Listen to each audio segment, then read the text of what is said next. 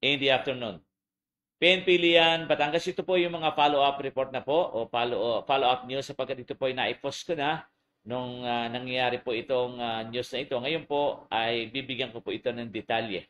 Arestado ang isang lalaki sa isinagawang search warrant operation sa Sitio Aplaya, Barangay Balibago, Lian, Batangas.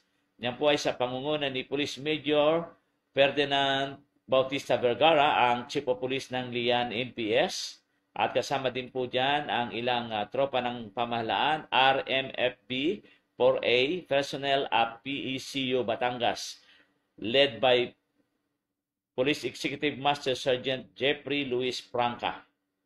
Naaresto po ang suspect sa bisa ng search warrant na inisyo ni Honorable Wilhelmina Bigo Santiago, Presiding Judge RTC Branch 14, Nasugbu, Batangas, for violation of Republic Act 10591.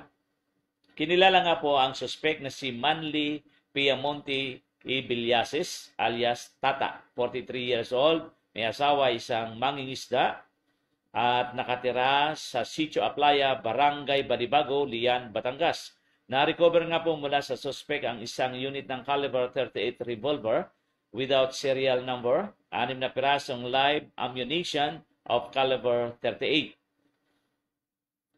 at 16 na piraso ng red time fuse with black powder explosive materials at isang long red time fuse cord with black powder inside as explosive materials. Ang inventory nga po ng mga confiscated evidence ay ginawa kasama ang suspect at ang mga witness.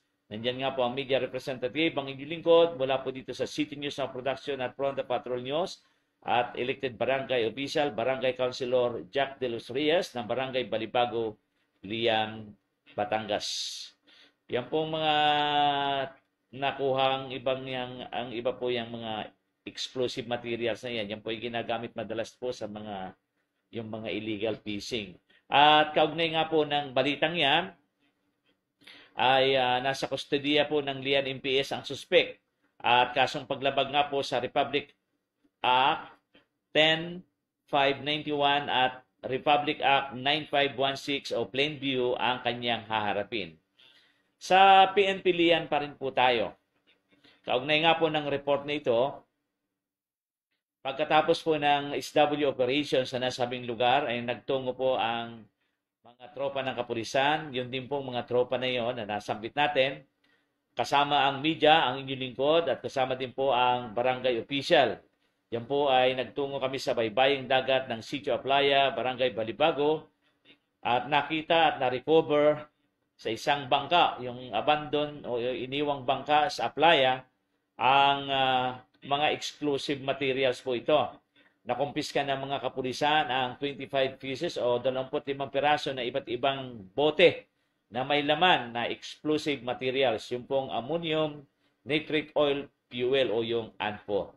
At ito po ay tinurn-over na ng kapulisan sa atin pong ibang dapat mga siwa nito.